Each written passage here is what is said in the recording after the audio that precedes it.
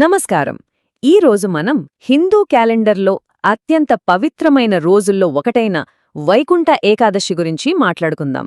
అసలు ఈ రోజుకు ఎందుకంత ప్రాముఖ్యత ఉంది, దీని వెనుకున్న కథలేంటి అన్ని వివరంగా చూద్దాం రండి. అవును, నిజంగానే జన్మజన్మల పాపాలను తొలగించి పుణ్యలోకాలను ఇచ్చే శక్తి ఒక రోజుకుందని మన నమ్మకం. ఆ ప్రత్యేకమైన రోజే వైకుంఠ ఏకాదశి. దీని వెనుకున్న అసలు ప్రాముఖ్యతేంటో ఇప్పుడు మనం అర్థం చేసుకుందాం. సరే, ముందుగా ఈ రోజుకి ఉన్న ఈ ముఖ్యమైన పేరు వెనుక ఉన్న అర్థాన్ని చూద్దాం. దీనిని మోక్షద్వారం అని పిలుస్తారు.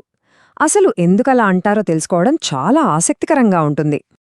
మన పురాణాల ప్రకారం ఈ పవిత్రమైన రోజున శ్రీమహావిష్ణువు కోసం వ్రతం చేస్తే చాలు, సకల పాపాలు తొలగిపోయి చివరికి మోక్షం లభిస్తుందని ఒక ప్రగాఢమైన విశ్వాసం. ఆ ఒక్కరోజు వైకుంఠంలోని ఉత్తర ద్వారాలు మనకోసం తెరుచుకుని ఉంటాయని భక్తులు నమ్ముతారు. ఇంకోలా చెప్పాలంటే, తాత్వికంగా చూస్తే ఇది మనలోని అజ్ఞానమనే తలుపులు మోసుకొని జ్ఞానమనే మోక్షద్వారం తెరుచుకోవడానికి కూడా ఒక సంకేతమన్నమాట.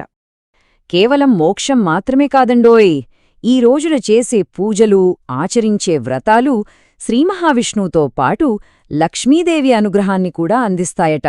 దానివల్ల సిరి సంపదలు, సౌభాగ్యం కలుగుతాయని భక్తుల గట్టి నమ్మకం. వైకుంఠ ఏకాదశికి ఇంకో చాలా ఫేమస్ పేరు ముక్కోటి ఏకాదశి. ఇప్పుడు ఈ పేరు వెనుక ఉన్న ఇంట్రెస్టింగ్ కారణాలేంటో ఒక్కొక్కటిగా తెలుసుకుందాం. ముక్కోటి అంటే 3 కోట్లు. ఇంతకీ ఈ పెద్ద సంఖ్యకు, ఈ పవిత్రమైన రోజుకు ఉన్న సంబంధం ఏమై ఉంటుంది? పురాణాల ప్రకారం కొన్ని అద్భుతమైన కథలున్నాయి. ఒకటేంటంటే, ఈ రోజున శ్రీ మహావిష్ణువు 3 కోట్ల దేవతలతో కలిసి భూలోకానికి వస్తారట భక్తులను ఆశీర్వదించడానికి. అందుకే దీన్ని ముక్కోటి ఏకాదశి అంటారు. అంతేకాదు, ఈ ఒక్క ఏకాదశి వ్రతం చేస్తే 3 కోట్ల ఏకాదశులు చేసినంత పుణ్యం వస్తుందని కూడా చెప్తారు. ఇంకా చెప్పాలంటే, పాలసముద్రం నుండి అమృతం వచ్చింది, శ్రీకృష్ణుడు అర్జునుడికి భగవద్గీతను ఉపదేశించింది, ఇవన్నీ కూడా ఇదే రోజున జరిగాయని భక్తులు విశ్వసిస్తారు. ఇంత ప్రాముఖ్యత ఉన్న ఈ పండుగను 2025లో ఎప్పుడు, ఏ టైంలో జరుపుకోవాలో ఇప్పుడు వివరంగా చూసేద్దాం. సరే, 2025 టైమింగ్స్ చూద్దాం. మన తెలుగు పంచాంగం ప్రకారం ఏకాదశి తిథి అంటే ఆ పవిత్రమైన సమయం డిసెంబర్ 30 మంగళవారం ఉదయం 7:51 మొదలవుతుంది. ఆ తర్వాత రోజు అంటే డిసెంబర్ 31 బుధవారం ఉదయం 5:01 ముగుస్తుంది. అయితే సూర్యోదయం టైంకి ఏకాదశి తిథి ఏ రోజుంటుందో ఆ రోజే పండుగగా జరుపుకుంటాం కాబట్టి మనం డిసెంబర్ 30నే వైకుంఠ ఏకాదశిగా జరుపుకోవాలి. డేట్ అండ్ టైం తెలిసింది కదా.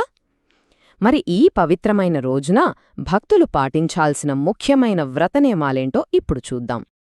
ఈ వ్రతానికి 4 ముఖ్యమైన స్తంభాలున్నాయనుకోవచ్చు. మొదటిది ఉపవాసం. ఇది మన శరీరాన్ని, మనస్సును శుద్ధి చేస్తుంది. రెండవది జాగరణ. రాత్రంతా మేల్కొని భగవంతుని స్మరణలో గడపడం. మూడవది జపం మరియు ధ్యానం, అంటే మనస్సుని దేవుడిపై కేంద్రీకరించడం. ఇక చివరిది పురాణ శ్రవణం, పవిత్రమైన కథలు వినడం ద్వారా జ్ఞానాన్ని పొందడమన్నమాట. అయితే ఇవన్నీ చేయడం కుదరని వాళ్లు కూడా ఉంటారు కదా. అలాంటివారు ఓం నమో నారాయణాయ అనే సింపుల్ మంత్రాన్ని 108 సార్లు జపిస్తే చాలు, అనుకున్న పనులు విజయవంతంగా పూర్తవుతాయని నమ్మకం. ఇంత విశిష్టమైన రోజున ముఖ్యంగా దక్షిణ భారతదేశంలోని ప్రసిద్ధ దేవాలయాలలో వేడుకలు ఎంత అద్భుతంగా జరుగుతాయో ఇప్పుడొకసారి చూద్దాం. తిరుమలలో అయితే శ్రీవారి గర్భాలయానికి దగ్గరగా ఉండే వైకుంఠ ద్వారం భక్తుల కోసం ఏకంగా 10 రోజుల పాటు తెరుచుకుంటుంది. దీనికోసం ఆన్లైన్లో రిజిస్టర్ చేసుకోవాల్సి ఉంటుంది. ఇక శ్రీరంగం విషయానికొస్తే అక్కడ 21 రోజుల పాటు ఉత్సవాలు చాలా ఘనంగా జరుగుతాయి. దీనిని పఘల్ పట్టు అంటే పగటి ప్రార్థనలు, ఇరపట్టు అంటే రాత్రి ప్రార్థనలు అని 2 భాగాలుగా చేస్తారు. ఆ రోజున రంగనాథస్వామిని వజ్రకవచంతో అలంకరించి ఊరేగించడం ఒక ప్రత్యేక ఆకర్షణ.